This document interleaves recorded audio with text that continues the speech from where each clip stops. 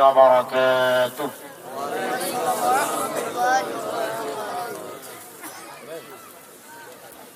الحمد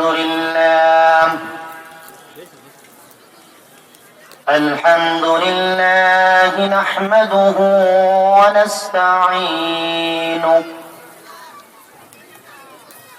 ونستغفره ونؤمن به ونتوكل عليه ونعوذ بالله من شرور أنفسنا ومن سيئات أعمالنا.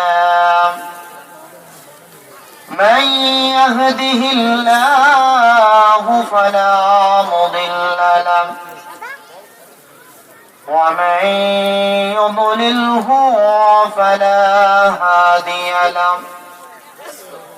ونشهد أن محمدا عبده ورسوله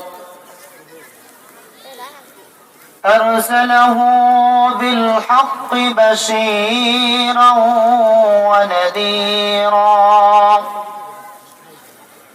وداعيا إلى الله بإذنه وسراجا منيرا. أما بعد فإن خير الحديث كتاب الله وخير الهدي هدي محمد صلى الله عليه وسلم. وشر الأمور محدثاتها وكل محدثة بدعة وكل بدعة ضلالة وكل ضلالة في النار. فأعوذ بالله من الشيطان الرجيم. بسم الله الرحمن الرحيم. كل نفس ذائقة الموت وإنما توفون أجوركم يوم القيامة. فمن زحزح عن النار وأدخل الجنة فقد فاز. وما الحياة الدنيا إلا متاع الغرور. وقال النبي الأمين صلى الله عليه وسلم عن أبي هريرة رضي الله تعالى عنه قال: قام النبي صلى الله عليه وسلم حين أنزل الله وأنذر عشيرتك والأقربين. قام النبي صلى الله عليه وسلم فقال: يا معشر قريش، أو كلمة نهبها: اشتروا أنفسكم ولا يغني عنكم من الله شيئا. يا بني عبد مناف، لا أغني عنكم من الله شيئا.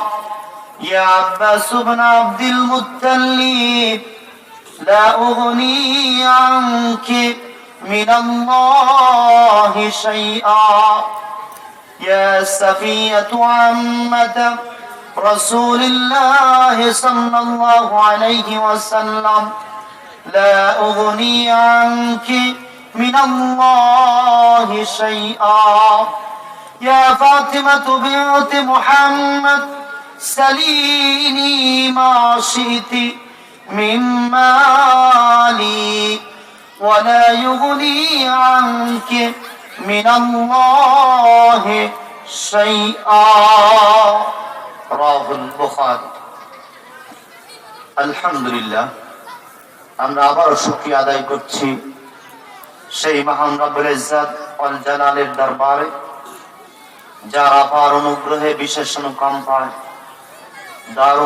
দারুল কুরআন cadet কওমি মহিলা মাদ্রাসার উদ্যোগে আয়োজিত তৃতীয় বার্ষিক ইসলামী সম্মেলনে সন্ধ্যা থেকে যাবত বিভিন্ন উলামায়ে কেরামের জবানি থেকে গুরুত্বপূর্ণ নসিহত শোনার মতো তৌফিক দান করেছেন, সক্ষমতা দান করেছেন। তাই সর্বাগ্রে সর্বপ্রথমে সেই মহান মানিবের দরবারে সংক্ষিপ্ত কালেমাতুশ শুকর আদা করছি। সবাই বলি আলহামদুলিল্লাহ। দরুদ এবং সালাম প্রেরণ করছি বিশ্ব নবী জনাবে মুহাম্মদ মুস্তাফা আহমদ মুস্তাফা সাল্লাল্লাহু আলাইহি সাল্লামের উপর। আল্লাহুম্মা সাল্লি আলাইহি আল্লাহুম্মা বারিক আলাইহি। আজকের মাহফিলের মুহতারাম সভাপতি, সহসভাপতি, প্রধান অতিথি, প্রধান আলোচক এবং আর অন্যান্য আলোচক বৃন্দ, আমার সামনে উপবিষ্ট দানিখোলা এবং তার আশেপাশের গ্রাম থেকে আগত সমাগত সুত্রীয় ভাতৃমণ্ডলী, পর্দার আড়ালের মা ও ভগ্নীগণ, আমি আপনাদের সামনে পবিত্র কোরআনের সূরাতুল আল ইমরানের 185 নম্বর আয়াতটি পেশ করেছি। সহিহুল বুখারীর 2753 নম্বর হাদিসটি পেশ করেছি। উক্ত আয়াত এবং হাদিসের আলোকে সংক্ষিপ্ত সময়ে আপনাদের সামনে কিছু আরোধ রাখার চেষ্টা করব।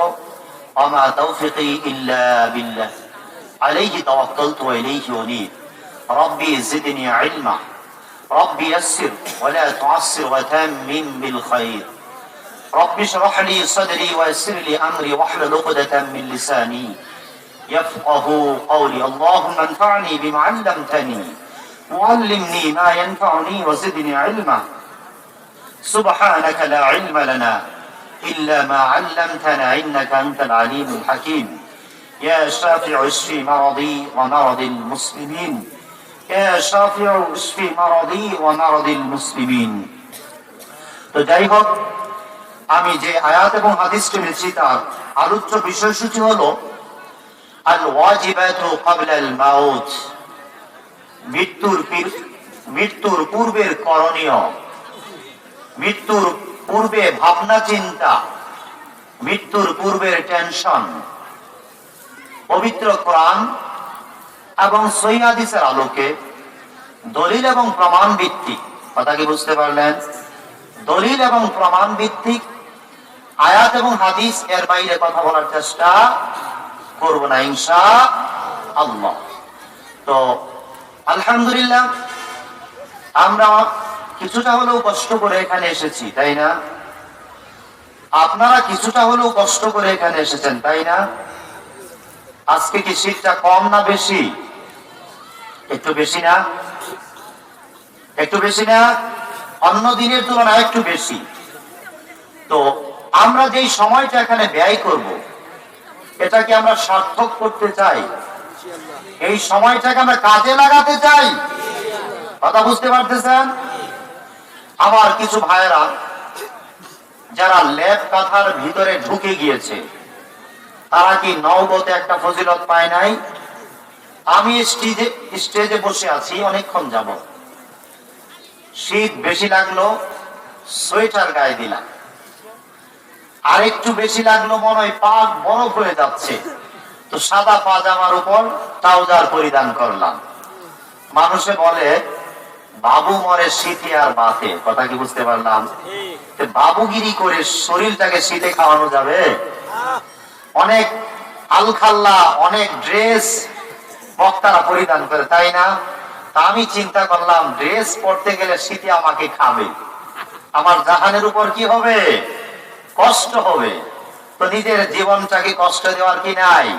দরকার নাই। সব করে নিলাম, আলহামদুলিল্লাহ। এটা আল্লাহর নিয়ামত বলে আলহামদুলিল্লাহ।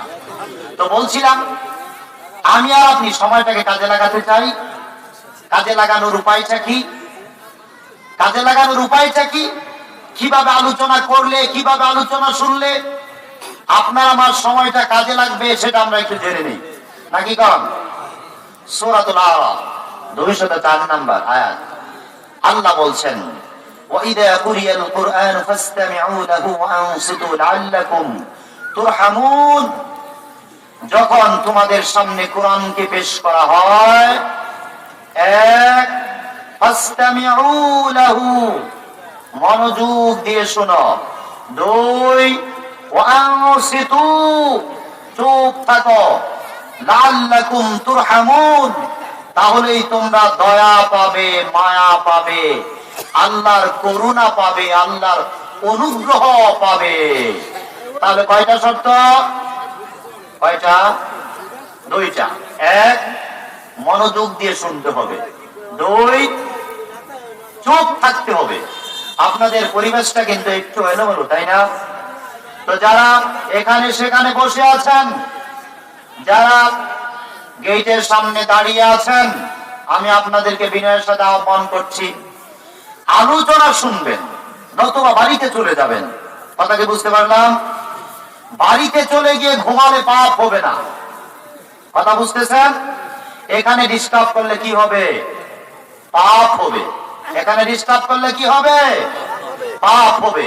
তো আপনি মাহফিলের চতুষ্পার্শ্বে ঘোরাফেরা করছেন, যদি আপনার মাহফিলে আসতে ভালো না লাগে, আপনাকে আমি অনুরোধ করছি, বাড়ি থেকে ল্যাব কাঁথার ভিতরে ঢুকে যান, দুনিয়ার নওবতে আপনি ফজিলত গ্রহণ করুন, পাপ থেকে আপনি বেঁচে যাবেন। কিন্তু মাহফিলের পরিবেশটাকে নষ্ট করবেন। আল্লাহ সূরা হামিম সিজদা 25 নম্বর আয়াতে বলছেন, وقال الذين كفروا لا تسمعوا لهذا القرآن। কাফেররা বলে, যখন কোরআনকে পেশ করা হয় তখন তোমরা কোরআনকে শ্রবণ করবে না। ওয়ালগাউ ফীহি, সেখানে হট্টগোল করবে, গন্ডগোল করবে, হইচই করবে, চিল্লা পাল্লা করবে, তাহলেই তোমরা সফল কাম হয়ে যাবে, তোমাদের কুফরি মতবাদ প্রতিষ্ঠা করতে পারবে, তোমরা গালেব এবং বিজয়ী হয়ে যাবে। তো ওয়াজের মাহফিলে গন্ডগোল করা কাদের বৈশিষ্ট্য? আল্লাহ কাদের কথা বললেন? কাফেরদের বৈশিষ্ট্য। ওইখানে কিছু যুবক ভাইরা আছেন, বাচ্চারা আছে, যারা আলোচনা শুনবেন, আপনাদেরকে বিনয়ের সাথে আহ্বান জানাচ্ছি, আলোচনা মাহফিলের কয়টা ফজিলত আছে নওবতে? 4টা। হাদিসে নববীতে আমরা যেটা পাই, সুনান তিরমিজির 3641 নম্বর হাদিস, নবী মুহাম্মদ সাল্লাল্লাহু আলাইহি ওয়াসাল্লাম বলছেন, মা মিন কওমি ইয়াযকুরুনাল্লাহ আযজা ওয়া জাল্লা, যখন কোন সম্প্রদায়, কোন জ্ঞাতি গোষ্ঠী সম্মিলিতভাবে আল্লাহর জিকির করে, আল্লাহকে স্মরণ করে, 1 নাম্বার ফজিলত, নাযালাত আলাইহিমুস সাকিনা, আল্লাহর প্রশান্তি তাদের উপর নাজিল হয়। 2, ওয়াশিয়াতুহুমুর রাহমা, আল্লাহর রহমত তাদেরকে আচ্ছাদিত করে। 3, ওয়াখাফাতহুমুল মালাইকা, ফেরেশতারা তাদেরকে চতুষ্পার্শ্বে পরিবেষ্টন করে রাখে। 4, ওয়াযাকারাহুমুল্লাহ ফীমান ইনদাহু, এইখানে যেই লোকগুলো উপস্থিত, এদের কথা আলোচনা করে, সমালোচনা করে, পর্যালোচনা করে কে? আল্লাহ। কাদের সামনে? ফেরেশতাদের সামনে আপনার আমার নাম নিয়ে কি করে? আলোচনা করে, সমালোচনা করে। তাহলে রহমত নাজিল হয় সম্মিলিত জনতার উপর, আল্লাহর সাকিনা নাজিল হয় সম্মিলিত প্রয়াসের উপর। ফেরেশতারা বেষ্টন করে থাকে যারা সম্মিলিত ভাবে থাকে। যেই ভাইরা বিচ্ছিন্ন আছেন, তারা কি এই বেষ্টনীর বাইরে না? আমরা কি ওই ভাইদেরকে রহমতের বাহিরে দূরে ঠেলে দিতে পারি? আমরা তাদেরকে এখানে টেনে আনতে পারি না? তা আমরা আপনাদেরকে টেনে আনতে চাচ্ছি রহমতের ব্যারিকেডের ভিতরে, সাকিনার ব্যারিকেডের ভিতরে, ফেরেশতাদের প্রাচীরের ভিতরে আপনাদেরকে আমি ডেকে আনতে চাচ্ছি। আশা করি আপনারা অনুধাবন করার চেষ্টা করবেন। কোন কান দিয়ে অনুধাবন করবেন? হৃদয়ের কান দিয়ে। কান কয়টা? দুইটা। এই যে একটা কান, এই যে একটা হৃদয়ের একটা কান আছে। আসলে হৃদয়ের কানটাই প্রকৃত কান। আপনি আর আলোচনা শুনবেন। আল্লাহ বলছেন সূরাতুল আনফাল 26 নম্বর আয়াত, আল্লাহ বলতেছেন ওয়ালা তাকুনু কাল্লাযিনা ক্বালু সামি'না ওয়া হুম লা ইয়াসমাউন। তোমরা তাদের মতো হয়ো না যারা বলে আমরা শুনলাম। আল্লাহ বলছেন ওয়া হুম লা ইয়াসমাউন, তারা প্রকৃত অর্থে শুনে নাই। আমি একটা উদাহরণ দেই। আমি কথা বলতেছি, নোয়াখালীতে একটি মোবাইল কল আপনার মোবাইলে বেজে উঠলো, আপনি রিসিভ করলেন, 10 মিনিট কথা বললেন। 10 মিনিট কি আপনি এখানে উপস্থিত না? মাইকের আওয়াজ কি আপনি পান নাই? কথা কি বুঝতে পারতেছেন? না না, শীতে তবদা হয়ে গেলেন। শীত তো বেশি, নাড়াচাড়া দিতে হবে। আমরা তো কিন্তু একটু দৌড়াতে দৌড়াতে গলাটা বসে গিয়েছে, ঠান্ডা লেগে গিয়েছে। আলহামদুলিল্লাহ আপনারা তো আর কি করে ডিস্ট্রিক্ট দৌড়াদৌড়ি ঘোরাফেরা করেন না, ঠান্ডাটা একটু কম লাগার কথা। তো তারপর আমরা যেন পুঁথিয়ে না যাই, ঠান্ডা না হয়ে যায়, স্তব্ধ না হয়ে যায়, স্থিমিত না হয়ে যাই, আমরা যেন জড় পদার্থ না হয়ে যাই, আমরা যেন চেতনাকে হারিয়ে না ফেলি, আমাদের স্পিচ যেন থেমে না যায়, আমাদের যেন গতি বন্ধ না হয়ে যায়। তো বলছিলাম যে আপনি 10 মিনিট মোবাইলে কথা বললেন, আমি যে আলোচনা করেছি এই 10 মিনিট আপনি বলতে পারবেন? আপনার কান কি বাড়িতে? আপনার বডি কি ঘরে? আপনার আপাদমস্তক এই সামিয়ানার নিচে না, কিন্তু একটা জিনিস বাহিরে ছিল। কোনটা বাহিরে ছিল? বডি ছিল মাঠে, হৃদয়টা ছিল নোয়াখালীতে, তাই না? ওই মোবাইল ফোনের সাথে ছিল। এই কারণে 10 মিনিট মাইকের আওয়াজ পেয়েছেন, কিন্তু মনোযোগ না থাকার কারণে আল্লাহর কসম একটি কথা আপনি বলতে পারবেন না। আল্লাহ বলছেন ওয়ালা তাকুনু কাল্লাযিনা সামি'না ওয়ালা তাকুনু কাল্লাযিনা ক্বালু সামি'না। তোমরা তাদের মতো হয়ো না যারা বলে আমরা শুনলাম। আল্লাহ বলেছে তারা শুনেছে ঠিক আছে, কিন্তু তাদের হৃদয় অন্তর আত্মা মাহফিলে না থাকার কারণে, প্রোগ্রামে না থাকার কারণে, ওই বক্তার দিকে মনোযোগ না থাকার কারণে তারা একটা কথাও বুঝতে পারে নাই। আল্লাহ বললেন এই শোনার কোনো দাম নাই। ওয়া হুম লা ইয়াসমাউন, প্রকৃত অর্থে তারা কিছুই শুনে নাই। আমরা ওয়াজ থেকে আওয়াজকে বেশি পছন্দ করি, তাই না? হুজুর একটা এসেছিল, যা আলোচনা না করলো মাইক ফাটিয়ে দিয়েছে। খুব ভালো আলোচনা করেছে। কি আলোচনা করলো? 2-4টা বলো তো। তা তো বলতে পারবো না, কিন্তু আলোচনা খুব হয়েছে। কিন্তু কি আলোচনা হলো? তা তো বলতে পারবো না। তো বলছিলাম আলোচনা শোনার মূলনীতি, এবার আলোচনা করার মূলনীতি আমি আপনাকে বলছি। আমরা যারা আলোচক, তারা কিসের ভিত্তিতে আলোচনা করব? আর আপনি যে শুনবেন, কিসের ভিত্তিতে শুনবেন? আল্লাহ আলোচনার দ্বীনি দাওয়াতের মূলনীতি নির্ধারণ করে দিচ্ছেন। সূরাতুল মায়েদার 67 নম্বর আয়াত, আল্লাহ তার নবীকে বলছেন ইয়া আইয়ুহার রাসূল বাল্লিগ মা উনজিলা ইলাইকা মির রাব্বিক ওয়া ইল্লাম তাফআল ফামা বাল্লাগতা রিসালাতা। হে নবী, বাল্লিগ, আপনি দাওয়াতের কাজ করুন, আপনি প্রচার এবং প্রসার করুন ওটা মা উনজিলা ইলাইকা মির রাব্বিক, আপনার রবের প্রতি যেটা আপনার প্রতি উপর নাযিল করা হয়েছে, আপনার রবের পক্ষ থেকে যেটা আপনার উপর অবতীর্ণ করা হয়েছে, ওটার তাবলীগ করুন, ওটার দাওয়াত দিন। তাহলে আল্লাহর পক্ষ থেকে নবীকে যেটা দেওয়া হয়েছে ওটার নাম কি? ওয়াহী। ওটার নাম কি? কিছু শিখতে হবে তো, তাই না? ওটার নাম কি? ওহি যদি বলতে না পারেন কবরে প্রশ্নের জবাব দিবেন কেমনে? কবরে যে 3টা প্রশ্নের সঠিক উত্তর দিতে পারবে, হাদিস সুনান আবু দাউদ 4751 এবং 53, 2টা হাদিস।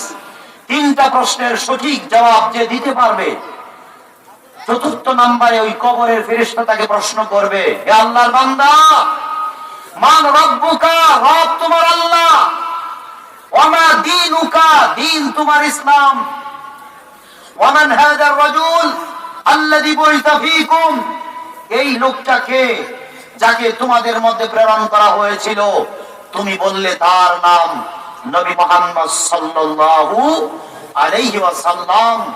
এত সুন্দর জবাব তুমি কিভাবে দিলে? আমাদের জানার আগ্রহ আছে না? কবরের প্রশ্নের 3টা জবাব শুনে কবরের ফেরেশতা আশ্চর্যিত হয়ে যাবে, বলবো আল্লাহর বান্দা, এত সুন্দর জবাব তুমি কিভাবে দিলে? হাদিস সুনান আবু দাউদ 4751 এবং 53, 2টা হাদিসে বলা হয়েছে 3টা প্রশ্নের সঠিক জবাব যে দিবে, 4র্থ নম্বরে যখন ওই কবরের ফেরেশতা তাকে প্রশ্ন করবে কিভাবে এত সুন্দর জবাব দিলে, তখন 3টা কথা বলবে, ইন্নী করাতু কিতাবাল্লাহ, আমি আল্লাহর কিতাব কোরআন পড়েছি। 2, ওয়া আমানতু বি, ওই কিতাবের প্রতি ঈমান আনয়ন করেছি। 3, ওয়া সাদ্দাকতু, ওই কিতাবকে আমি অন্তর আত্মা দিয়ে সত্য এবং সঠিক বলে জেনেছি। সুবহানাল্লাহ। তাহলে কবরের প্রশ্নের জবাব দিলে কোথায় যেতে হবে? কোথায় যেতে হবে? কোরআনের কাছে যেতে হবে। ওই ব্যক্তি বলবে, ইন্নী করাতু কিতাবাল্লাহ, আমি আল্লাহর কিতাব পড়েছি। যদি এই জনতাকে প্রশ্ন করা হয়, মান রব্বুকা, রব তোমাকে, রবের পরিচয় দেন। এই জনতাকে আমি প্রশ্ন করলাম, কবরের ভিতরে প্রশ্ন আসলো, মান রব্বুকা, রবের পরিচয় দেন। একজন দিবেন।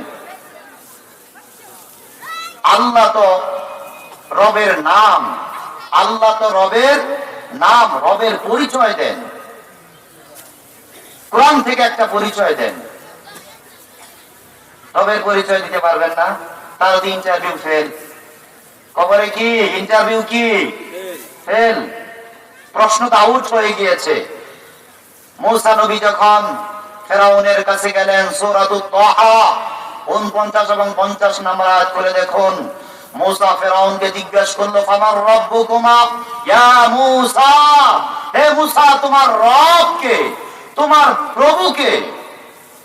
সূরাতুল বাকারা 260 নম্বর আয়াত খুলে দেখুন। নমরুদ আমাদের জাতির পিতা ইব্রাহিম আলাইহিস সালামকে জিজ্ঞাসা করলো, তোমার রব কে?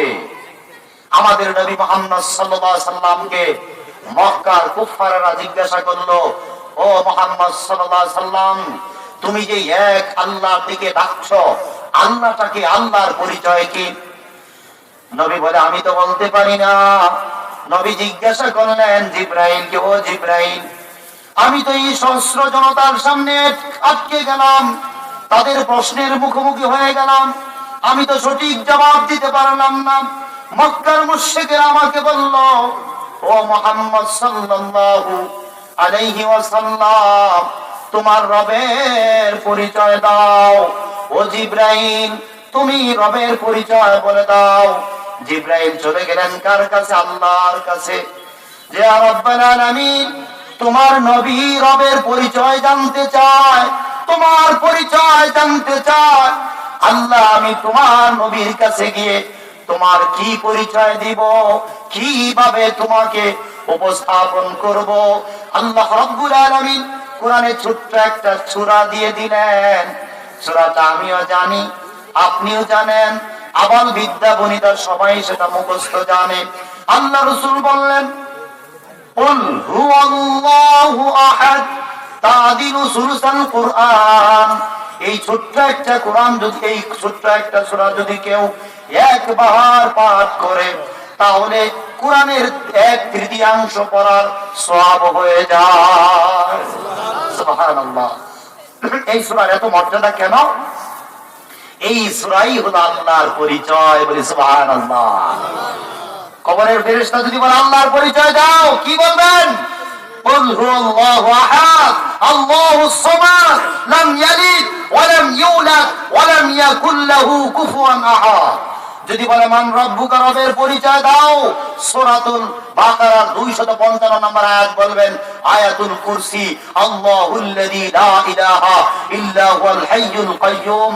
যদি বলে রবের পরিচয় দাও, আয়াত সূরাতুল হাসরের সর্বশেষ আয়াত বলে দিবেন ওয়াল্লাহুল্লাযী লা ইলাহা ইল্লা হুয়াল আলিমুল গায়বি ওয়াশ শাহাদাতি, এই আয়াত বলে দিবেন। যদি বলে রবের পরিচয় দাও, সূরাতুস সিজদার প্রথম আয়াত বলে দিবেন আল্লাহুল্লাযী খালাকাস সামাওয়াতি ওয়াল আরদ ওয়া মা বাইনাহুমা ফি সিত্তাতি আইয়ামিন সুম্মা ইসতাওয়া আলাল আরশ, এই আয়াতগুলি বলে দিবেন। তো বলছিলাম যে কোরআন পড়তে হবে, নতুবা কবরে আপনি ফেল। তো রবের বিধান নবীর প্রতি যেটা নাজিল করেছেন সেটার নাম কি? ওয়াহী। ওহী কয় প্রকার? দুই প্রকার। এক ওয়াহিয়ে মাতলু, দুই ওহিয়ে গায়রে মাতলু।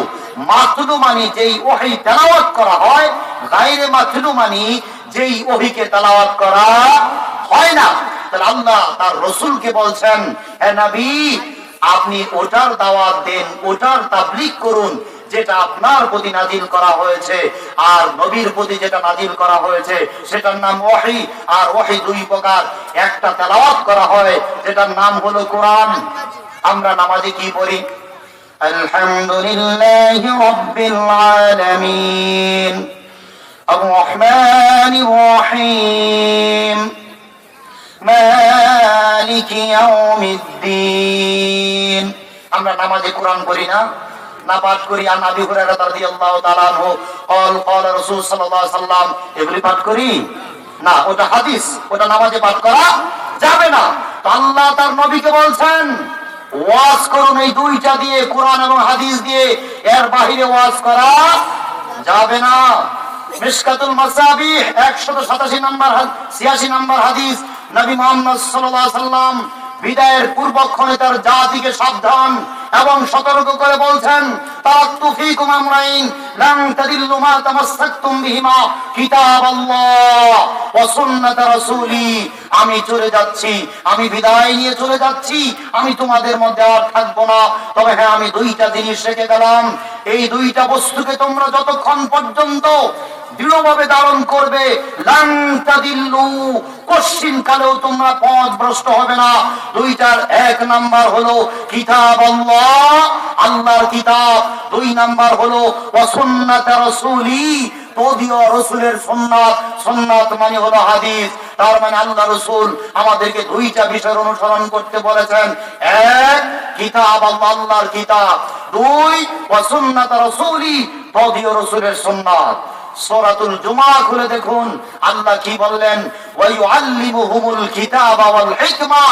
নবী এবং রাসূল তার জাতিকে শিক্ষা দেয় কিতাব ওয়াল হিকমা। হিকমা এই দুইটা বস্তু নবী রাসূলগণ তার উম্মতকে শিক্ষা দেয়। কিতাব তো বুঝলাম, কিতাব মানে হলো কোরআন। হিকমা মানে কি? পৃথিবীর অধিকাংশ তাফসীরবিদদের মতে হিকমা মানে হলো সুন্নাহ, সুন্নাহ মানে হলো হাদিস। তার মানে দাওয়াতের মূলনীতি হবে দুইটা। এক, কোরআন থেকে কথা বলা লাগবে। দুই, হাদিস থেকে কথা বলা লাগবে। কোরআন এবং হাদিস জন্ম থেকে মৃত্যু পর্যন্ত, লাহাত থেকে মাহাত পর্যন্ত আপনি সারা জীবন প্রচার এবং প্রসার করে শেষ করতে পারবেন না। এই দুইটার বাহিরে আলোচনা করার আপনার দরকার নাই।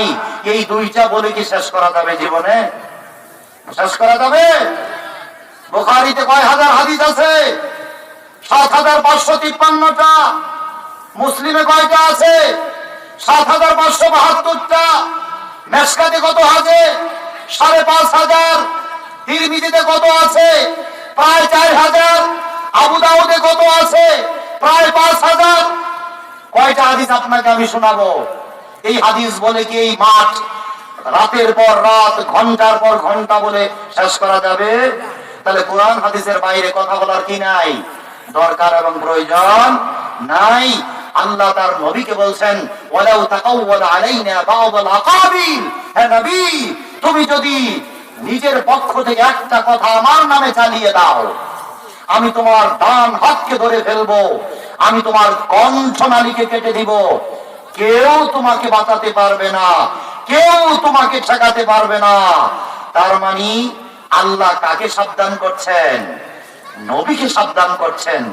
যদি তুমি তোমার পক্ষ থেকে একটা কথা বলে আমার নামে চালিয়ে দাও, আমি বলি নাই, এই কথা যদি তুমি বলে আমার নামে চালিয়ে দাও, তোমার ডান হাত আমি ধরবো, তোমার কণ্ঠনালী আমি চেপে ধরবো, তোমার শাহরগকে আমি কেটে ফেলবো। পৃথিবীর কোন মানুষ এই কাজ থেকে তোমাকে ঠেকাতে পারবে না, তোমার কণ্ঠনালী কেটে ফেলা থেকে বিরত রাখতে পারবে না। আর নবী কি বলে গেলেন? আল্লাহ তার নবীকে বললেন যে নিজের থেকে একটি কথাও বলবে না। আর নবী আমাদেরকে কি বলেন? আলেম ওলামাদেরকে কি বলে গেলেন? বাল্লিগু আন্নী ওয়ালাউ আয়া, আমার পক্ষ থেকে যদি একটা আয়াত জানো, একটা হাদিস জানো, একটা শব্দ জানো, একটা বাক্য জানো, ওটা প্রচার এবং প্রসার করে দাও। তাহলে আমরা কথা বলবো কার কাছ থেকে? নবীর থেকে। নবী কথা বলবেন কার কাছ থেকে? আল্লাহ থেকে। নবীর কথার বাইরে কথা বলা যাবে না। তো যাই হোক, আমি আপনাদের সামনে সূরাতুল আল ইমরানের 185 নম্বর আয়াত এবং সহিহুল বুখারী 2753 নম্বর হাদিসটি পেশ করেছি। আয়াত এবং হাদিসের আলোচ্য বিষয়সূচি কি বলেছিলাম? আল ওয়াজিবাতু ক্বাবলাল মাউত, মৃত্যুর পূর্বের করণীয় ভাবনা চিন্তা। এখানে 7টা পয়েন্ট আলোচনা হবে। 1, মৃত্যু নিশ্চিত বিষয়। 2, মৃত্যুর জন্য আমি প্রস্তুত আছি কিনা। 3, আমি যদি এই মুহূর্তে মারা যাই, আমি জান্নাতে যাব না জাহান্নামে যাব, আমি আপনাকে কোরআনের 2 আয়াত এবং সহিহুল বুখারী 2টা হাদিস দিয়ে এটা বোঝাতে পারবো ইনশাআল্লাহ। আপনি বুকে হাত দিয়ে এই মুহূর্তে অনুমান করতে পারবেন, আপনি যদি এই মুহূর্তে মারা যান, আপনি জান্নাতে যাবেন না জাহান্নামে যাবেন। আমি সার্টিফিকেট দিব না, নবী যেভাবে আপনাকে জান্নাতি বলে মূল্যায়ন করেছেন কিংবা জাহান্নামী বলে মূল্যায়ন করেছেন, ওইভাবে আমি বোঝানোর চেষ্টা করব। 4, মৃত্যুর পূর্বে কি কি করা দরকার। 5, পরকালে কি দরকার। পরকালে আবার 2টা ধাপ আছে। 1, কবরের জগৎ, কবরে কি দরকার। 2, আল বাসে বাদাল মাউত, মৃত্যুর পরবর্তী জীবন অর্থাৎ হাসরে কি দরকার। 6 নাম্বার পয়েন্টে আসি, কি আমল করলে মৃত্যুটা ভালো হবে।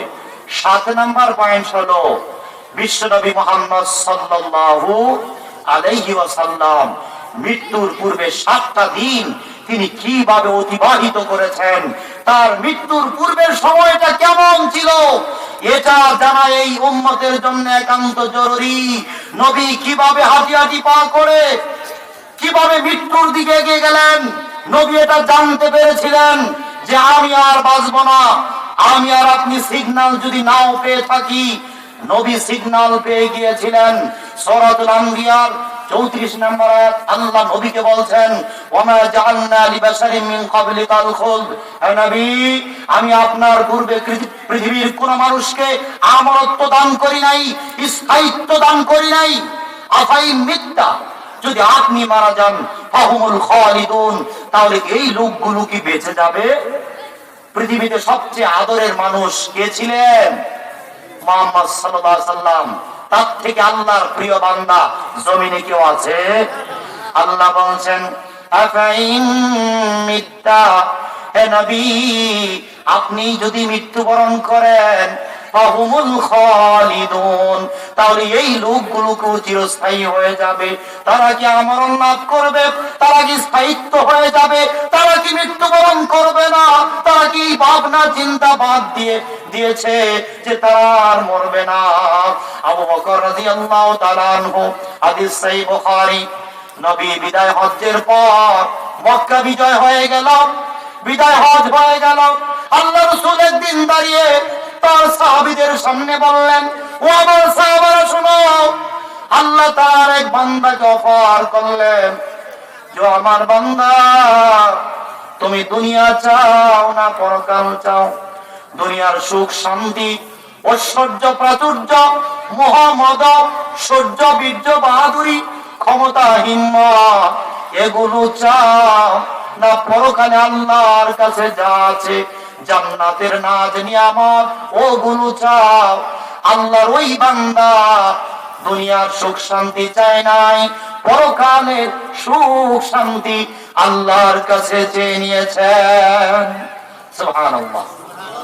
এই কথা বলার পর আবু বকর কান্না করে, অন্য সাহাবীরা বলে কয় দেখো এই বুড়া লোকটার কি অবস্থা। নবী এক ব্যক্তির কথা বললেন, যেই ব্যক্তিকে আল্লাহ অফার করেছিলেন দুনিয়া চাইলে দুনিয়া পাবে, আখিরাত চাইলে আখিরাত পাবে। তুমি দুনিয়া চাও না আখিরাত চাও? ওই ব্যক্তি পরকালকে প্রাধান্য দিয়েছে, দুনিয়াকে প্রাধান্য দেয় নাই। এই কথা বলাতে এই বুড়ো লোকটা কান্না করতেছে। কিন্তু এই কথা বলার কয়েকদিন পর নবী যখন মারা গেলেন, তখন সমস্ত সাহাবী বুঝতে পারলো আবু বকরের কান্না রহস্য সবাই বুঝে গেল। আবু বকর থেকে জ্ঞানী, বুদ্ধিমান, চালাক, সাবধান, সতর্ক আর কোন সাহাবী ছিল না।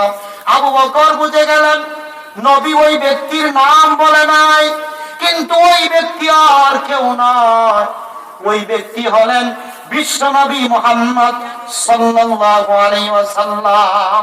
তিনাকে যেহেতু আল্লাহ পরকালীন অফার করেছেন, তিনি আর জমিনে থাকবেন না, মারা যাবেন, জান্নাতে চলে যাবেন। আবু বকর এটা বুঝতে পেরেছেন, এই কারণে আবু বকর কান্দে। অন্য কোন সাহাবীরা বুঝতে পারে নাই, কান্নাও করে নাই। আল্লাহ রাসূল মৃত্যু জানতো যে আমি আর কয়েকদিনের মধ্যেই মারা যাব। এই কারণে বলেছিলাম যে নবী কিভাবে মৃত্যুর দিকে এগিয়ে গেলেন, মৃত্যুর পূর্বে 60টা দিন তিনি কিভাবে কাটালেন, এটা জানা আমাদের জন্য একান্ত জরুরি। তো 7 নম্বর পয়েন্ট হলো নবী মুহাম্মদ সাল্লাল্লাহু আলাইহি ওয়াসাল্লাম মৃত্যুর 7টা দিন কিভাবে অতিক্রম করেছে। এবার আমি প্রথম পয়েন্টে আসি। মৃত্যু নিশ্চিত বিষয়, তাই না? মৃত্যুর জন্য দুইটা বাস্তবতা, এক সময় নির্ধারিত, দুই জায়গাটাও কি নির্ধারিত। আল্লাহ বলছেন সূরাতুল আরাফ 34 নম্বর আয়াত, আল্লাহ বলছেন ওয়ালিকুল্লি উম্মাতিন আজাল ফাইদা জাআ আজালুহুম লা ইস্তাখিরুনা সাআতাও ওয়া লা ইস্তাকদিমুন। আল্লাহ বলছেন লিকুল্লি উম্মাতিন আজাল, প্রত্যেকটা ব্যক্তি, গোষ্ঠী, সম্প্রদায়ের জন্য একটি নির্ধারিত দিন ক্ষণ মুহূর্ত আছে। ফাইদা জাআ আজালুহুম, ওই নির্ধারিত দিন ক্ষণ মুহূর্ত যখন এসে যায়, লা ইস্তাখিরুনা সাআতাও ওয়া লা ইস্তাকদিমুন, ওই নির্দিষ্ট সময়ের 1 সেকেন্ড আগেও হবে না, 1 সেকেন্ড পরেও হবে না। প্রত্যেকটা মানুষ সময়ে দরখাস্ত করবে, কথা কি বুঝতে পারলাম? মালাকুল মাউত যখন কণ্ঠনালী চেপে ধরবে, সবাই সময়ের আবেদন করবে। সূরাতুল মুনাফিকুন 10 নম্বর আয়াত খুলে দেখুন, আল্লাহ বলছেন ওয়ানফিকু মিম্মা রাযাকনাকুম মিন ক্বাবলি আন ইয়াতিয়া আহাদাকুমুল মাউত, তোমরা দান করো মৃত্যু আসার পূর্বে। এই যে দারুল কোরআন ক্যাডেট কওমি মহিলা মাদ্রাসা দান করবেন করবেন করবেন ভাবতেছেন, কিন্তু আল্লাহ বললেন ওয়ানফিকু, দান করো মিম্মা রাযাকনাকুম, আমি তোমাদেরকে যে রিজিক দিয়েছি তার থেকে, মিন ক্বাবলি আন ইয়াতি আহাদাকুমুল মাউত, মৃত্যু আসার পূর্বে। কেন মৃত্যু আসার পূর্বে দান করবে? যখন মৃত্যু এসে যাবে তখন আফসোস করে বলবে লাউলা আখারতানি ইলা আজালিন করিব, আল্লাহ আমাকে অবকাশ দাও, আজালিন করিব, অল্প একটু সময় দাও, আর একটু সময় দাও, কয়েকটা মিনিট দাও, কয়েকটা সেকেন্ড দাও, আমি 2টা কাজ করব। এক, ফাসাদদাক, আমি সাদকা করব, আমি দান খয়রাত করব। আমি তো পরপারে চলেই যাচ্ছি, আমার টাকা পয়সা তো কোনো কাজে আসবে না। আল্লাহ আমাকে একটু সময় দাও, আমি দান করে আসি। ওই মাদ্রাসায় দান করব, ওই মসজিদে দান করব, ওই এতিম সন্তানটাকে দান করব, এখানে দান করব, ওখানে দান করব। ওয়াকুম মিনাস সালিহিন, এবং ভালো মানুষ হয়ে যাব, সৎ কর্মশীলদের অন্তর্ভুক্ত হয়ে যাব। আল্লাহ আমাকে একটু অবকাশ দাও। আল্লাহ কি বললেন? লা ইস্তাখিরুনা সাআতাও ওয়া লা ইস্তাকদিমুন। এক সেকেন্ড আগেও হবে না, এক সেকেন্ড পরেও হবে না। এক, বলছিলাম মৃত্যুর জন্য দুইটা বাস্তবতা। এক, সময় নির্ধারিত। দুই, জায়গাটাও নির্ধারিত। আল্লাহ বলছেন সূরাতুল লুকমান 34 নম্বর আয়াত, আল্লাহ বললেন ওয়া মা তাদরি নাফসুম বিআইয়ি আরদিন তামুত। আল্লাহ বললেন পৃথিবীর কোন মানুষ জানে না সে কোন জায়গায় মারা যাবে। যদি একটা মানুষ জানতো আমি এই গাড়িতে উঠলে মারা যাব, গাড়ির অ্যাক্সিডেন্ট হবে, কোশ্চিন কালেও সে ওই গাড়িতে উঠতো না। যদি জানতো ওই পানির মধ্যে গেলে আমি পানির মধ্যে পড়ে মারা যাব, কোশ্চিন কালেও সে পানিতে নামতো না। যদি সে জানতো এই দেওয়ালের পাশ দিয়ে গেলে দেওয়ালটা আমার উপর পড়ে যাবে, কোশ্চিন কালেও সে সেখানে যেত না। এইখানে আল্লাহ বললেন মৃত্যুর জন্য দুইটা বাস্তবতা। এক, সময়টা নির্ধারণ করে দেওয়া হয়েছে, লা ইস্তাখিরুনা সাআতাও ওয়া লা ইস্তাকদিমুন। এক সেকেন্ড আগেও হবে না, এক সেকেন্ড পরেও হবে না। মানুষ বলে বয়স বাড়ে, আসলে বয়স বাড়ে না, বয়স কমে। দুই নাম্বার হলো মৃত্যুর জন্য আল্লাহ জায়গাটা, জমিনটা ঠিক করে দিয়েছেন। সময়টাও ঘড়ির কাঁটায় কাঁটায় মিলে যাবে, জায়গা মতো সে উপস্থিত হয়ে যাবে, মালাকুল মাউত উপস্থিত হয়ে যাবে। তিনটা একসাথে হয়ে যাবে, সময়টাও মিলে যাবে, জায়গাটাও মিলে যাবে, আর মালাকুল মাউত কি করবে? সাক্ষাৎ করবে। সূরাতুন নিসার ৭৮ নম্বর আয়াত, আল্লাহ বললেন আইনামা তাকুনু ইউদরিকুমুল মাউত ওয়ালাউ কুনতুম ফি বুরুজিন মুশাইয়াদা। তোমরা যেখানেই থাকো না কেন মৃত্যু তোমাদেরকে প্রাক্রাও করবেই করবে। ওয়ালাউ কুনতুম, যদিও তোমরা থাকো সুদৃঢ় সুউচ্চ কোন সীসাডালা প্রাচীরের ভিতরে, কঠিন শক্ত মজবুত কোন ঘরের ভিতরেও যদি থাকো, সেখানেও তোমাদেরকে মৃত্যু প্রাক্রাও করবেই করবে। করোনা ভাইরাসে রিকশাওয়ালাগুলি মারা গিয়েছে, যারা কোনো নিয়ম নীতি মানে নাই। মানছে? সিএনজি ড্রাইভাররা নিয়ম নীতি মানছে? মানে নাই। কিন্তু যারা অনেক নিয়ম মানছে তাদের মধ্যে অনেকেই চলে গিয়েছে না, অনেকেই চলে গিয়েছে না। যারা এসি রুমের ভিতরে থাকতো এইরকম লোক গিয়েছে না। আমি বদনাম করতেছি না, উদাহরণ, জাস্ট উদাহরণ দিচ্ছি। শক্তি, সামর্থ্য, ক্ষমতা, দাপট, বাহাদুরি, হিম্মত, এগুলো দিয়ে যদি বেঁচে থাকা যেত। বাংলাদেশের সাবেক 2 জন স্বরাষ্ট্রমন্ত্রী এই করোনা মহামারীর সময় মারা গিয়েছে। এই রোগে মারা গিয়েছে কিনা তা আমি জানি না। সাবেক স্বরাষ্ট্রমন্ত্রী নাসিম সাহেব এই সময় মারা যায় নাই। সাবেক স্বরাষ্ট্রমন্ত্রী অ্যাডভোকেট সাহারা খাতুন এই সময় মারা যায় নাই। তাহলে মৃত্যুকে ঠেকানো যাবে না। ধনী মানুষটাও ঠেকাতে পারবে না, গরিব মানুষটাও ঠেকাতে পারবে না, ক্ষমতাবান ব্যক্তিটাও ঠেকাতে পারবে না, ক্ষমতাহীন ব্যক্তিটাও ঠেকাতে পারবে না। আল্লাহ বলছেন আইনামা তাকুনু ইউদরিকুমুল মাউত ওয়ালাউ কুনতুম ফি বুরুজিন মুশাইয়াদা। তোমরা যেখানেই থাকো না কেন মৃত্যু তোমাদেরকে প্রাক্রাও করবেই করবে। 1 নাম্বার পয়েন্টে কথা হলো। 2 নাম্বার পয়েন্ট হলো আমি মৃত্যুর জন্য প্রস্তুত কিনা। প্রস্তুত কিনা দেখেন তো, আমি আর আপনি মৃত্যুর জন্য প্রস্তুত কিনা। একটা হাদিস বলবো, মুসলিম, সহিহ মুসলিমের 6717 নম্বর হাদিস। নবী মুহাম্মদ সাল্লাল্লাহু আলাইহি ওয়াসাল্লাম বলছেন, মান আহাব্বা লিকা আল্লাহ আহাব্বা আল্লাহু লিকাআহ ওয়া মান কারিহা লিকা আল্লাহ কারিহা আল্লাহু লিকাআহ। এই হাদিস থেকে আপনি বুঝতে পারবেন আপনি মৃত্যুর জন্য প্রস্তুত কিনা। আল্লাহ রাসূল বলছেন, যে আল্লাহর সাথে সাক্ষাৎকে পছন্দ করে, আল্লাহ তার সাথে সাক্ষাৎ করতে পছন্দ করে। যে আল্লাহর সাথে সাক্ষাৎকে অপছন্দ করে, আল্লাহ তার সাথে সাক্ষাৎকে অপছন্দ করে। আল্লাহর সাথে সাক্ষাৎটা মানেটা কি? সাক্ষাৎ হয় মরার আগে না পরে? কথা বুঝতে পারেন নাই? সাক্ষাৎ হবে মরার আগে না পরে? মরার আগে হয়? মরার আগে জান্নাত, মরার আগে জাহান্নাম, মরার আগে কবর, মরার আগে হাসর, না মরার পরে? আল্লাহ রাসূল বলছেন, আল্লাহ ওই ব্যক্তির সাথে সাক্ষাৎকে পছন্দ করেন যে আল্লাহর সাথে সাক্ষাৎ পছন্দ করে। সাক্ষাৎ মানে মৃত্যু। দেখেন তো, মৃত্যু আপনার কাছে পছন্দ নাকি?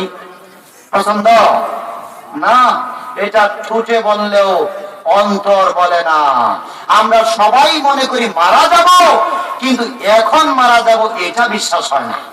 মারা যাব ঠিক আছে, কিন্তু এখন না, আরো 30 বছর পর চুল দাড়ি গজাবে, সাদা হবে।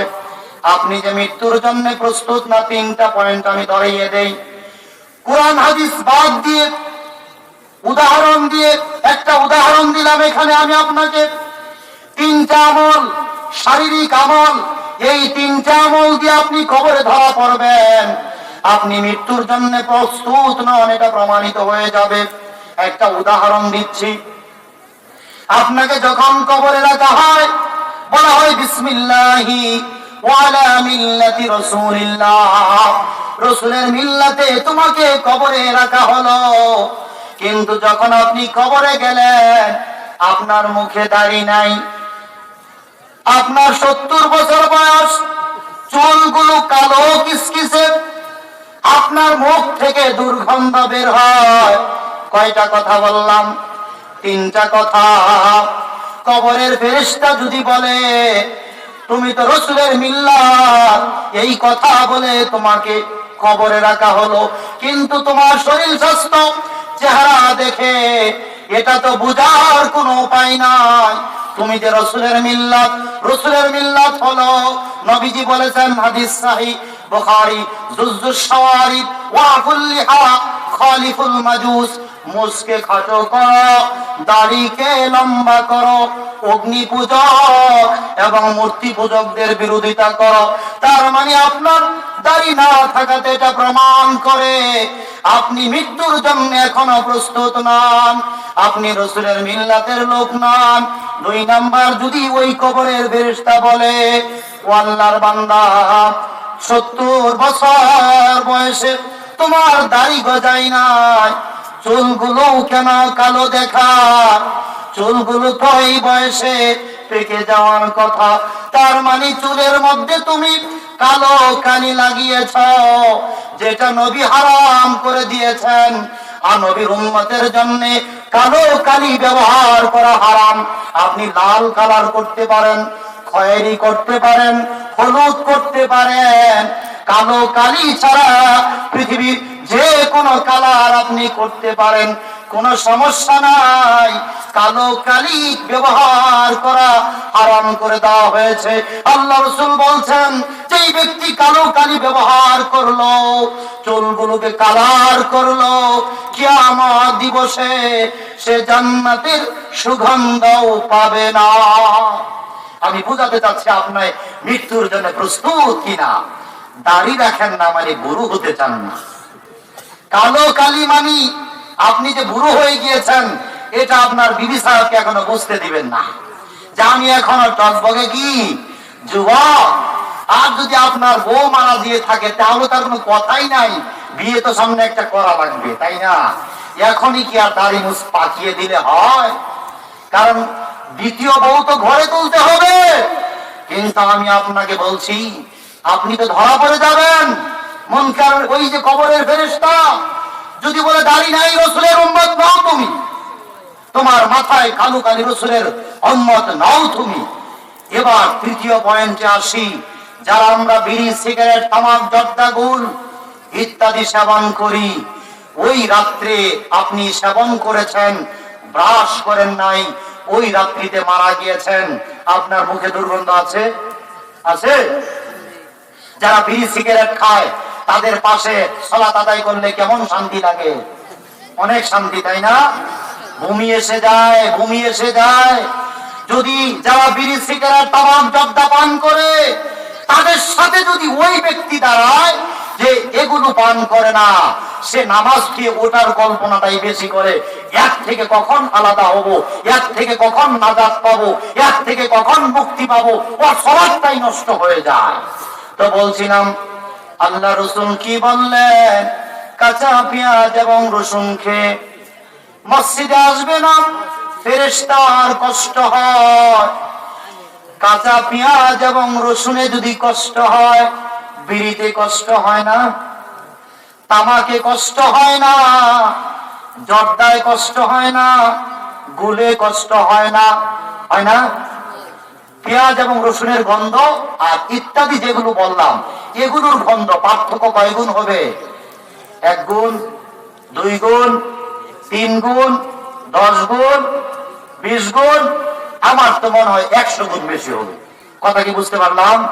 ওই কাঁচা পেঁয়াজ এবং রসুন ওটার গন্ধ আর বিড়ি, সিগারেট, তামাক, জর্দা এটার গন্ধের ব্যবধান 100 গুণ হবে। রসুল যদি জীবিত অবস্থায় এই বিড়ি খাওয়ার প্রচলন থাকতো, তাহলে কাঁচা পেঁয়াজ রসুন যেই রসুল নিষেধ করতেন, এইটা কি 100 গুণ বেশি হলে ওই রসুল এটা নিষেধ করতেন না? তার মানে হলো যেই ব্যক্তি বিড়ি পান করতে করতে মারা গেল, রহমতের ফেরেশতা তার কাছে আসতে পারে নাই। যে জর্দা পান করতে করতে মারা গেল, রহমতের ফেরেশতা তার আশেপাশে আসতে পারে নাই। শুধু কি তাই? বলছিলাম মৃত্যুর জন্য আপনি প্রস্তুত কিনা এটা আমি প্রমাণ করতে চাইব। আপনি যেই ঘরে ঘুমিয়ে আছেন, ওই ঘরে আপনার সন্তানের জন্মবার্ষিকী, মৃত্যুবার্ষিকী, আপনার বিবাহ বার্ষিকী, আপনার বাবার ছবি আছে, আপনার মায়ের ছবি আছে, আপনার ওই যে পছন্দের নায়ক নায়িকা তার ছবিও ঝুলিয়ে রেখেছেন, আপনার পছন্দনীয় প্লেয়ারের ছবিটাও ঝুলিয়ে রেখেছেন, আপনার নেতা এবং নেত্রীর ছবিটা ওই ঘরে ঝুলিয়ে রেখেছেন। কিন্তু আল্লাহ রাসূল কি বললেন? হাদিস সহিহ বুখারী 5939 নম্বর হাদিস। আল্লাহ রাসূল বললেন, লা তাদখুলুল মালায়েকাতু বাইতান ফিহি কালবুন ওয়ালা তাসাবির। ওই ঘরে আল্লাহর রহমতের ফেরেশতা ঢুকে না যেই ঘরের ভিতরে ছবি এবং কুকুর থাকে। যেই ঘরের ভিতরে ছবি এবং কুকুর থাকে, ওই ঘরের ভিতরে আল্লাহর রহমতের ফেরেশতা ঢুকে না। তাহলে যেই ভাইরা ছবিওয়ালা ঘরের মধ্যে ঘুমিয়ে ঘুমিয়ে মারা গিয়েছেন, রূহটা কবজ করেছে কে? রহমতের ফেরেশতা না গজবের ফেরেশতা? কে কবজ করেছে? রহমতের ফেরেশতা ঢুকতে পারছে গেটের বাইরে না? ঘরে তো ছবি আছে। আপনার বাবা মারা গিয়েছে, ছবি টানানো ছিল, আপনার বাবা জাহান্নামে চলে গিয়েছে, আপনার মা ওই ঘরে শুয়ে আছিল, ওই ঘরে ছবি ছিল, ওই ঘরে রহমতের ফেরেশতা আসে নাই, গজবের ফেরেশতা রূহটা নিয়ে গিয়েছে। আপনার দাদা মারা গিয়েছে ওই ঘরে, আপনার ভাই মারা গিয়েছে, আপনিও শুয়ে আছেন ওই ঘরে, ছবিটা এখনো সরান নাই। আল্লাহর কসম করে বলছি, যদি আপনি চান যে আপনার আত্মাটা রহমতের ফেরেশতারা কবজ করুক, তাহলে ফেরেশতা আসার সুযোগ করে দেওয়া লাগবে। আপনার ঘরে বিড়ি, সিগারেট, তামাক, জর্দা, গুল রাখা যাবে না, কারণ নেশা জাতীয় দ্রব্য ঘরে রাখলে ওই ঘরে রহমতের ফেরেশতা ঢুকে না। ওই ঘরে বাদ্যযন্ত্র রাখা যাবে না, কারণ বাদ্যযন্ত্র যেই ঘরে আছে, যেই ঘরে ঢোল বাজে, বক্স বাজে, স্টার জলসা বাজে, টিভি সিডি বাজে, গান বাজনা বাজে, ওই ঘরে রহমতের ফেরেশতা ঢুকে না। যেই ঘরে ছবি আছে ওই ঘরে রহমতের ফেরেশতা ঢুকে না। যেই ঘরে কুকুর শ্রীকালের মূর্তি আছে, সুকে জালমারি ভর্তি, ওই ঘরে রহমতের ফেরেশতা ঢুকে না। যেই শরীরে তাবিজ কবজ আছে ওই শরীরেও রহমতের ফেরেশতা থাকে না। তাহলে মৃত্যুর জন্য প্রস্তুতি নেওয়া মানে আপনার দাড়ি রেখে দিতে হবে। কথা কি বুঝতে পারলাম?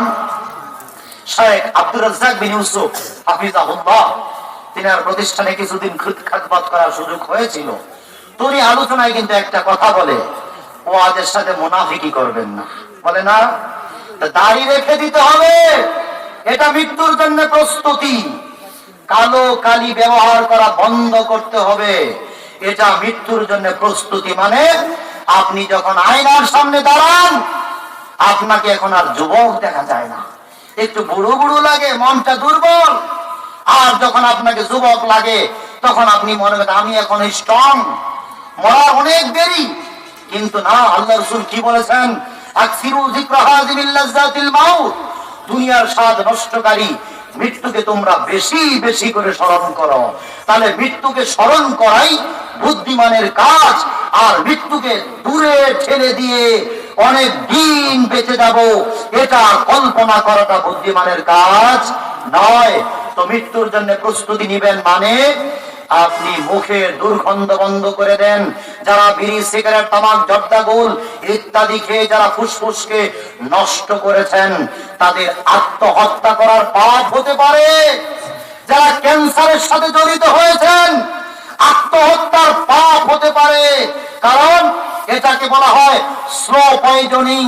বিষ খেলে ডাইরেক্ট মানুষ মারা যায়, কিন্তু এই নেশা জাতীয় এগুলো খেলে, তামাক জাতীয় দ্রব্যাদি খেলে মানুষ আস্তে আস্তে ধীরে ধীরে ক্রমান্বয়ে পর্যায়ক্রমে মানুষ মৃত্যুর দিকে ধাবিত হয়। কথা ঠিক না?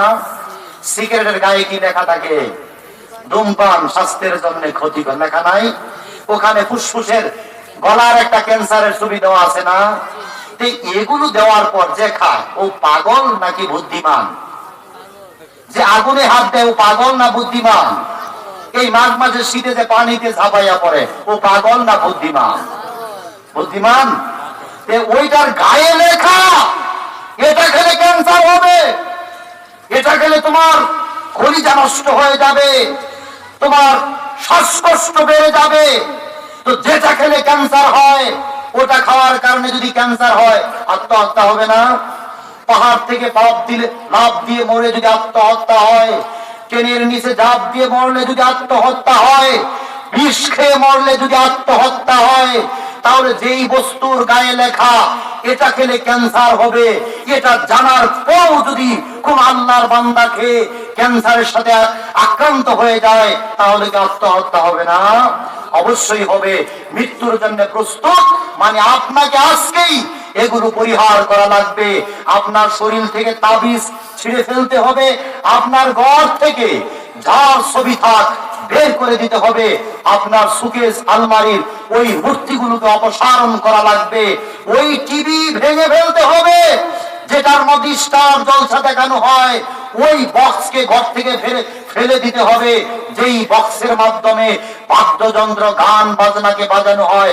কারণ ইত্যাদি কারণে রহমতের ফেরেশতা ঘরে আসে না। তাহলে যার ঘরে এগুলো আছে ওই ঘরে যদি আপনি মারা যান তাহলে আপনার রূহটা রহমতের ফেরেশতা কবজ করবে না। কবজ করবে কে? গজবের ফেরেশতা। আমি 2 নাম্বার পয়েন্ট এখানেই শেষ করলাম।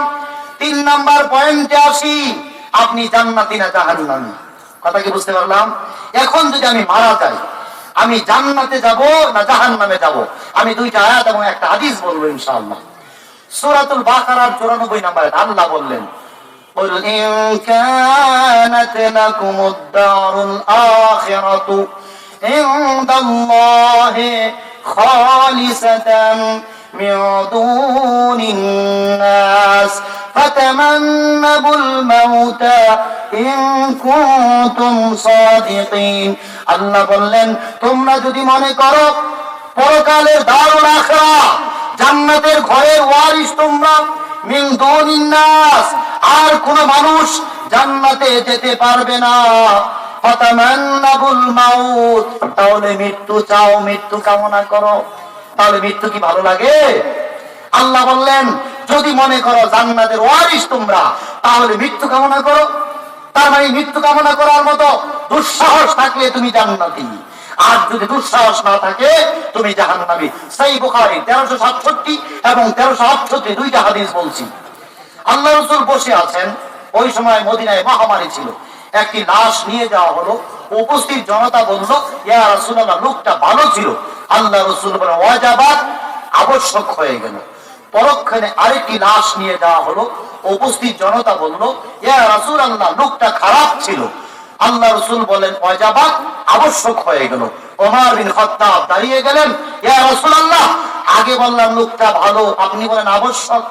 দ্বিতীয়বার বললাম লোকটা খারাপ, এবার বলেন আবশ্যক। এই আবশ্যক আবশ্যক এটার অর্থ কি? আল্লাহ রাসূল বললেন, প্রথম জনের কথা বললেন, আদাসনাইতুম আলাইহি খায়রান ফাওয়াজাবাত লাহুল জান্নাহ, প্রথম ব্যক্তিটাকে তোমরা ভালো বললে তার জন্য জান্নাত আবশ্যক। দ্বিতীয় ব্যক্তি ওয়াহাদাসনাইতুম আলাইহি শাররান ফাওয়াজাবাত লাহুন নার, দ্বিতীয় ব্যক্তি যাকে তোমরা খারাপ বললে তার জন্য জাহান্নাম আবশ্যক। আপনি কল্পনা করুন, আপনি মারা গিয়েছেন, দাফন কাফন শেষ হয়ে গেল, দানিখোলা বাজারে রাষ্ট্রের আলোচনা হচ্ছে, আব্দুর রহমান মারা গেল, লোকটা খুব খারাপ ছিল, বন্ড, সিটার, বাটপার, দুর্নীতিবাজ, সন্ত্রাস। আপনি জাহান্নামে চলে গেলেন। কারণ হলো আল্লাহ রাসূল বললেন আনতুম শুহাদাউল্লাহ ফিল আরদ, তোমরাই হলে আল্লাহর জমিনের সাক্ষী। আর যদি বলে লোকটা খুব ভালো ছিল, জনগণ যদি প্রশংসা করে, তাহলে আপনি জান্নাতি। 1368 নম্বর হাদিসে ওমর বিন খাত্তাব বলছেন আইয়ুমা মুসলিমিন শাহিদা লাহু আরবাতুম বিখাইরিন আদখালাহুল্লাহুল জান্নাহ, পৃথিবীর কোন মানুষ যদি মারা যায়, চারজন মুমিন যদি তাকে ভালো বলে সাক্ষ্য দেয়, আল্লাহ তাকে জান্নাত দিবেন। উপস্থিত জনতা বলল তিনজন যদি ভালো বলে, কয় হ্যাঁ, তিনজন যদি ভালো বলে তাকে আল্লাহ জান্নাত দিবেন। উপস্থিত জনতা বলল দুইজন যদি ভালো বলে, কয় হ্যাঁ, দুইজন যদি ভালো বলে তাও তাকে আল্লাহ জান্নাত দিবেন। আপনি মারা গেলেন, দেখেন তো চারজন ইমানদারের সাপোর্ট আপনি সংগ্রহ করতে পারেন কিনা। সহিহ মুসলিম 2088 নম্বর হাদিস, আজকে আলোচনার শেষ হাদিস। ইবনে আব্বাস বলছেন মা মিন মুসলিমিন ইয়ামুতু ফায়াকুম আলা জানাজাতিহি 40 রাজুলান লা ইশরিকুনা বিল্লাহি শাইআ ইল্লা শাফাহুমুল্লাহু ফিহি। ইবনে আব্বাস বলছেন যদি কোন ব্যক্তি মারা যায়, 40 জন মুসলমান তার জানাজার নামাজে শরীক হয়, এমন মুসলমান লা ইশরিকুনা বিল্লাহি শাইআ, যারা আল্লাহর সাথে শিরিক করে নাই। 40 লক্ষ লোকের দরকার নাই জানাজার ভিতরে, 1 কোটি লোকের দরকার নাই জানাজার ভিতরে, জানাজা নিয়ে রাজনীতি করার দরকার নাই, মৃত্যুর পরে জনপ্রিয়তা দেখানোর কোন দরকার নাই।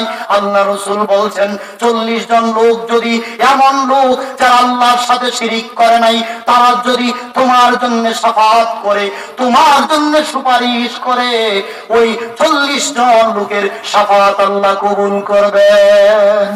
সুবহানাল্লাহ। ওসিয়াত করে যাবেন, এই তুমি আমার জানাজার সালাতে পড়বা, যদি আমি তোমার আগে মারা যাই, এই তুমি আমার জানাজার সালাতে আসবা, যদি আমি তোমার আগে মারা যাই। কাকে বলবেন? যে মুশরিক নয়। তো যাই হোক, 3টা কথা বললাম। 1, মৃত্যু নিশ্চিত বিষয়। 2, মৃত্যুর জন্য প্রস্তুত কিনা। 3, জান্নাতি না জাহান্নামী। যদি জনগণ বলে মরার পর জান্নাতি, ভালো মানুষ, তাহলে জান্নাত, আর যদি বলে খারাপ মানুষ, তাহলে জাহান্নাম।